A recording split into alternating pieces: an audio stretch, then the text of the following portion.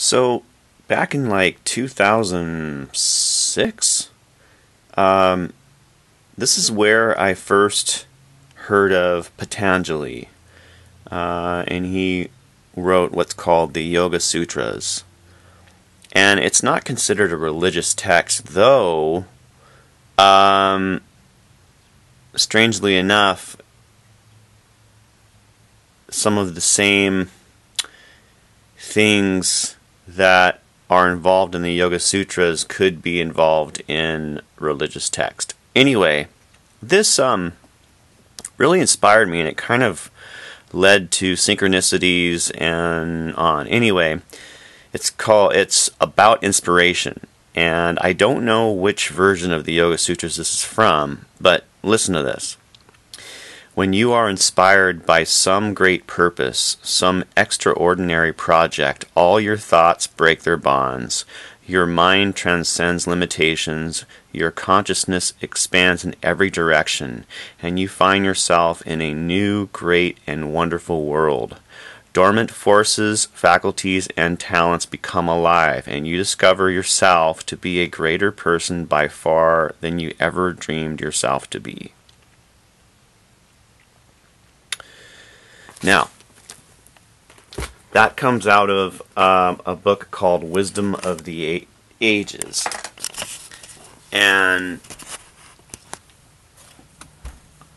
I actually put that inside a CD that I released in like 2006, just a homemade CD, where I had some songs that I did by myself, if I remember right. I don't have a copy of it anymore. It's just something I put together and I gave away. But I gave a copy to a friend, and she said, "Oh, the Yoga Sutras of Patanjali. I know that," and she gave me this book right here, which is the Yoga Sutras of Patanjali, by Swami Satyananda. Now, this is not my favorite version. There's different versions that people wrote. This is the version that I really, really love, by Charles Johnston. So basically, it's transcribed, or what do you call it? Interpretations. These are interpretations, but this guy, this was like 1913 or something like that. This came out in 1982, but he wrote this interpretation in like 100 years ago, literally. And it's amazing. So I literally started reading the Yoga Sutras of Patanjali every day, every day. You literally could just, there's just certain things in it that it's almost like, it's like common sense, you'd think, but things like explaining what a conclusion is, and to be aware of the danger of jumping to conclusions, and like making a decision based off a conclusion that's false, or making a belief off a conclusion that's false. Looking at things in a very real light, in a very truthful light. And I can't stress this more, enough. It's in modern Christian Western culture. It's a fear-driven, mostly a big portion is very fear-driven. The Yoga Sutras is not fear-driven, and it's such a relief, when you start to really take it in, and it's nothing easy. It's complicated and takes a lot of contemplation, meditation, I mean, like understanding. It's not belief oriented. You know, he does when he interprets. See each sutra. So if I was to read one interpretation of a sutra on here, it could be something like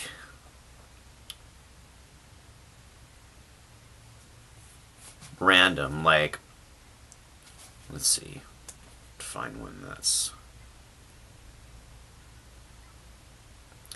you know, they kind of go one after another sometimes, so there'll be something and then it will continue. So I can read one to you, but it may actually be continued from something else. So I have to go in here and see if I can find one that doesn't automatically continue.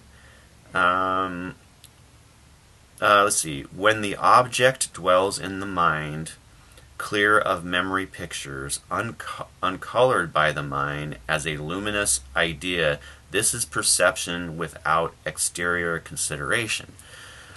So there'll be something like that. And that is from the, you know, whatever, 3,000, 4,000-year-old text, okay? And then he goes and he will explain it. And at times, it sounds like a religious text because he does use the word God sometimes, but he uses it in a sense that it does make sense in the context that he's talking about. But anyway, the Yoga Sutras kind of changed my life in a sense. And my perspective on things changed because you start to step out of this rigid duality that we live in Western culture that's built on fear, and it's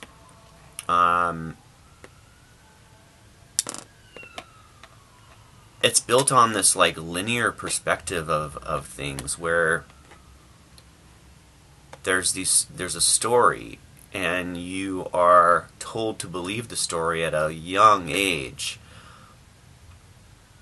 but you're not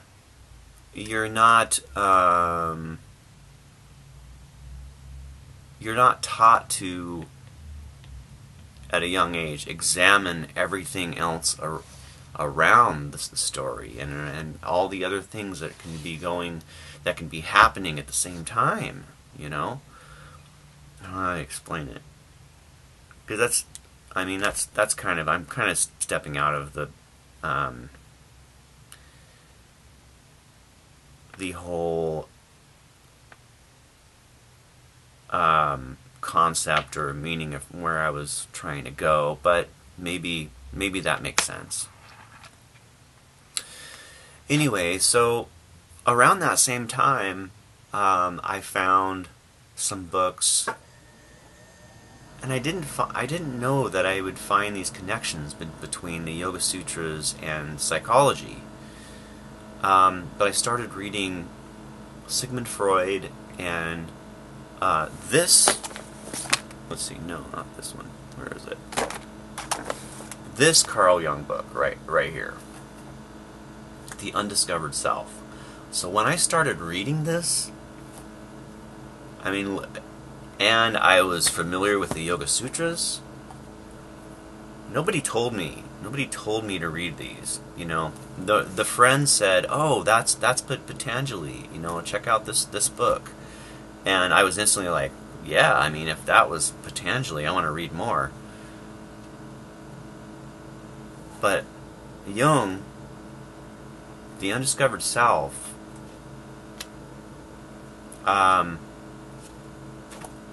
I got to read this all over again because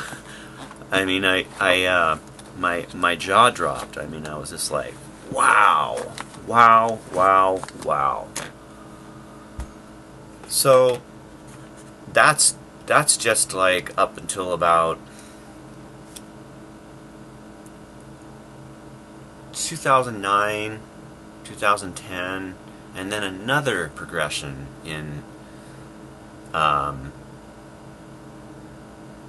different philosophers and texts all of a sudden I found. It's like this unraveling without you know, trying too hard. And one thing I want to talk about, Joseph Campbell. So when I first heard Joseph Campbell back in 1988, 89, I was freaking just like, wow. I mean, this is it sounds so true. It sounds so real. Like this guy is bringing these secrets, you know, letting you know on about some secrets in a sense of like humanity and civilization and symbols and, you know, what different things meant, and that they corresponded all over the world, you know, and now I realize that they're all connected, and I mean, my mind is blown. I go back and listen to Joseph Campbell. He talks about Carl Jung all the time. He talks about the Yoga Sutras. He talks about the Tao Te Ching. You know, it's like all of this is like interconnected, and it's crazy. It's like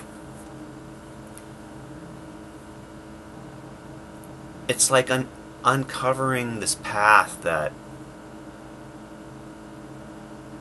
is like an automatic thing for me, you know? It's not anything forced. It's just like where I'm going and what information and what I need to learn and what I need to become more familiar with and understand and incorporate into my everyday life, you know? Anyway, so that's that. I'm going to go into some more in another video because there's a lot more. And at this point in my life, I mean, there's more. I don't know what else you know, I actually have made some new inspiring finds lately. So anyway, okay, thanks much. Bye.